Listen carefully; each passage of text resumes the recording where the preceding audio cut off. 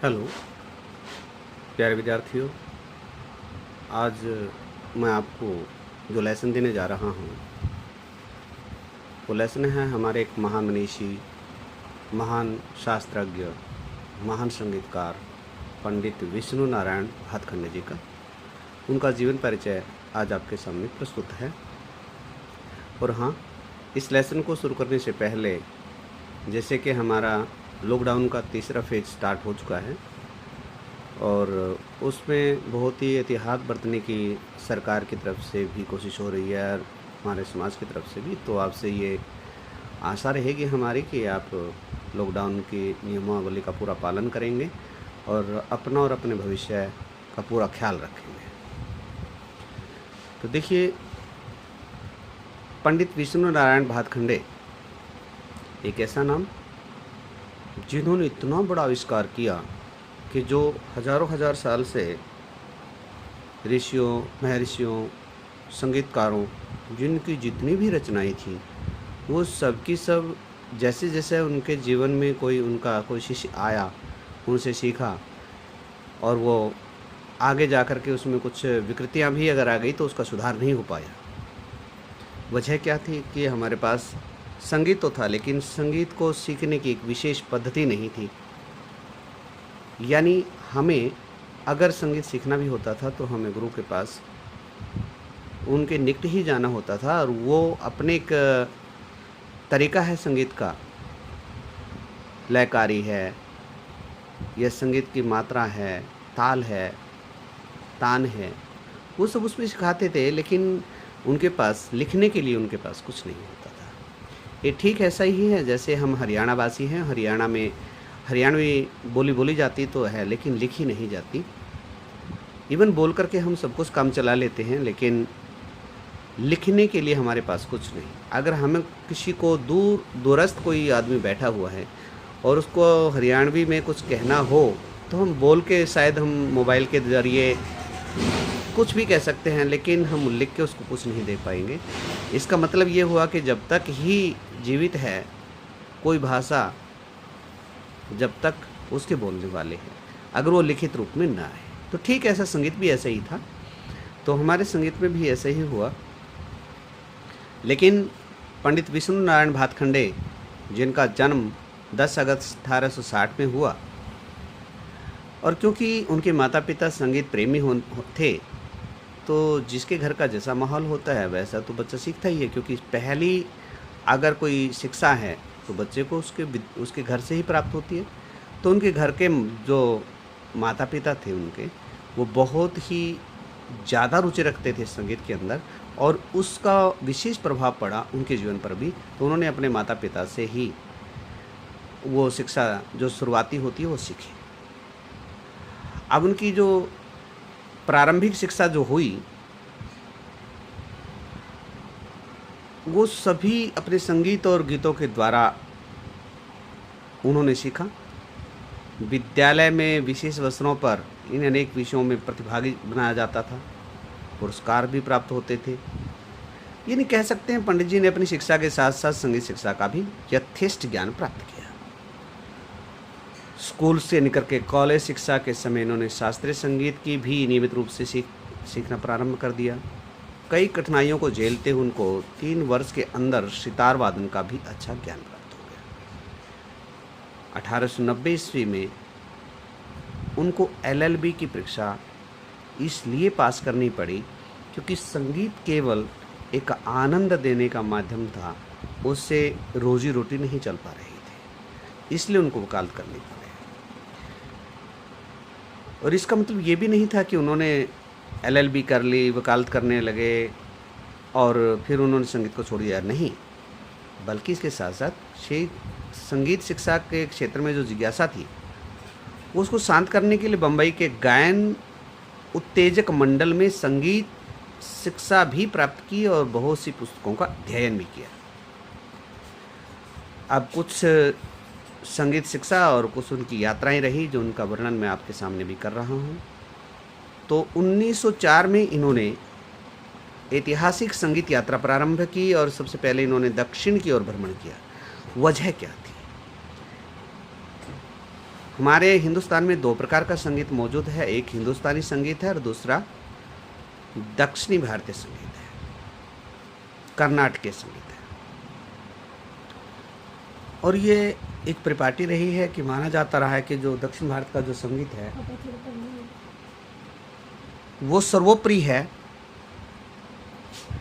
और उसमें जो जो भी लिखा हुआ है, जैसा भी लिखा हुआ है, वो हमारे आधुनिक जीवन से उसका मेल नहीं खाता। लेकिन आधुनिकता की होड़ में हम पुरातन को छोड़ देंगे, ऐसा भी नहीं है। संगीत के मर्मज्ञ पंडित वेंकटमुखी जो हुए, जिन्होंने 72 थाटों की रचना की, वो दक्षिण भारत के ही थे। तो उनको लगा कि संगीत शिक्षा के लिए अगर मैं दक्षिण भारत की यात्रा करता हूँ तो वहाँ से मुझे संगीत का जो जो चीज़ें चाहिए तो वो बहुत अच्छे से प्राप्त होंगी। तो पंडित वेंकटमुखी द्वारा जो 72 थाट बनाए गए थे उनका उन्होंने पाठन किया, और 1906 में इन्होंने उत्तर और पूर्व भारत की यात्रा की। इसमें उन्होंने उत्तरी संगीत पद्धति की जानकारी प्राप्त की, और 1907 में विजयनगर, हैदराबाद, जगन्नाथपुरी, नागपुर तथा कलकत्ता की यात्रा की। और 1908 में मध्य प्रदेश तथा उत्तर प्रदेश के विभिन्न नगरों का भ्रमण किया। अब इनका योगदान जो रहा संगीत में, वो देखिए, इन्होंने भारत के सैकड़ों स्थानों का भ्रमण करके संगीत से संबंधित जो साहित्य था वो खोज करना, और उसको खोज करके फिर प्रस्तुत करना, ये बहुत बहुत बहुत कुछ चाहिए उसके लिए।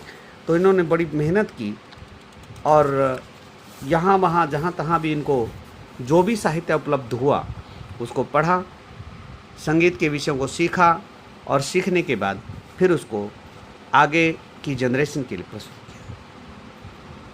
पर केवल यही नहीं था, उनका जो महती योगदान है वो ये कि इन्होंने 72 थाट जो पाठन किया था उनका, उसमें से 10 थाट की रचना की, और 10 थाट में उन्होंने ये साबित कर दिया कि जो 72 थाट से है वो यही 10 थाट से है। यानी समस्त रागों का संकलन जो था वो 10 थाटों के अंतर्गत उन्होंने कर दिया।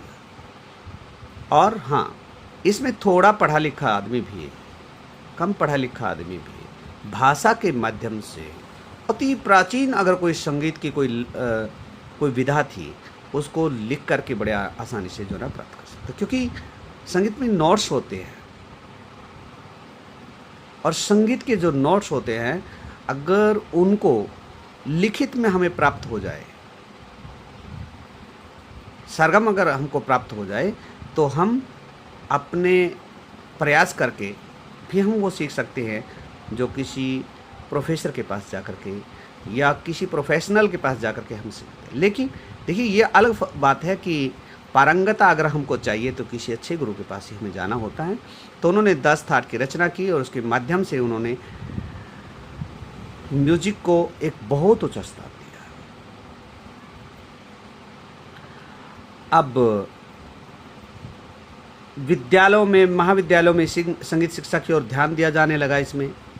इसमें लखनऊ का मैरिस म्यूजिक कॉलेज, जिसे अब भातखंडे यूनिवर्सिटी ऑफ म्यूजिक के नाम से जाना जाता है, ग्वालियर का माधव संगीत विद्यालय, बड़ौदा का म्यूजिक कॉलेज विशेष है। और इन्होंने संगीत क्षेत्र का तीसरा महान कार्य स्वरलिपि पद्धति का निर्माण किया। जो मैं आपको पहले बता रहा था कि स्वरलिपि जो पद्धति थी वो हजारों हजार सालों से हमारे यहाँ संगीत था, संगीत सीखते भी थे, संगीत का आनंद भी लिया जाता था, और बहुत ही अच्छा संगीत है भारतीय संगीत, चाहे वो कर्नाटक संगीत हो, चाहे उत्तर भारत का हमारा हिंदुस्तानी संगीत हो। लेकिन उसको बिना गुरु के सानिध्य की कोई सीख नहीं पाता था, क्योंकि स्वरलिपि पद्धति हमारे पास नहीं थी, सरलीकरण हमारे पास नहीं था, और इसलिए आम जनमानस के लिए संगीत सीखना बहुत मुश्किल था। तो ये संगीत के साथ साथ कविता करने में भी कुशल थे, और इन्होंने अनेक बंदिशें में, इनको चतुर उपनाम से भी जाना जाता है। प्राचीन विद्वानों की बंदिशों का संकलन इन्होंने अपनी पुस्तक में किया, और इन्हीं बंदिशों को एकत्रित करने के लिए यहाँ चोरी से गुरुजनों की, विद्वानों की बंदिशों को सुनते और उनकी प्राचीन बंदिशों को एकत्रित करते, इसलिए इन्हें चतुर कहा जाने लगा, और बाद में चतुर पंडित के नाम से जाना लगा।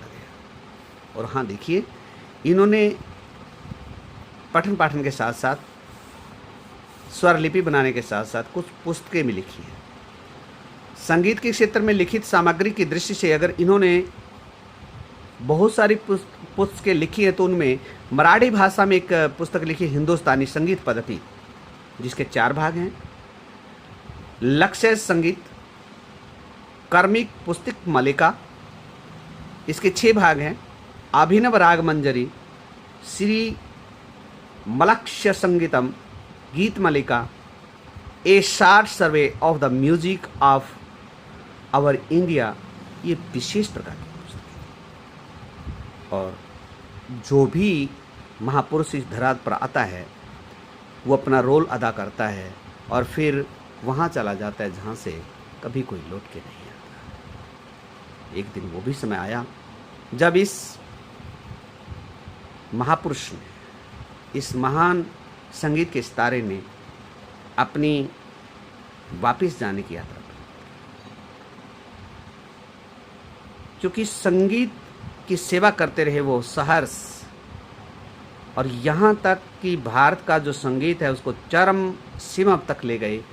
19 सितंबर 1936 को संगीत का ये उद्यमी उपासक संगीत जग से हमेशा के लिए विदा हो गया और हमारे बीच से इतनी बड़ी हस्ती चली गई जिसका सदियों तक भरपाई नहीं हो सकती। लेकिन आइए, हमें जीवन तो यापन करना ही है और आइए हम उनकी शिक्षा से अपने आप को मजबूत बनाएं और जैसा प्रयास उन्होंने अपने जीवन में किया उसी प्रयास को, उसी प्रकार के लक्ष्य को लेकर के हम भी आगे बढ़ें और भारत के संगीत की हम सेवा करें। तो आपके लिए बस मेरा यही काम रहेगा कि जो मैंने यहाँ तक पंडित जी के बारे में जो पढ़ाया है इसको आप छोटे छोटे नोट्स बना करके लिखेंगे।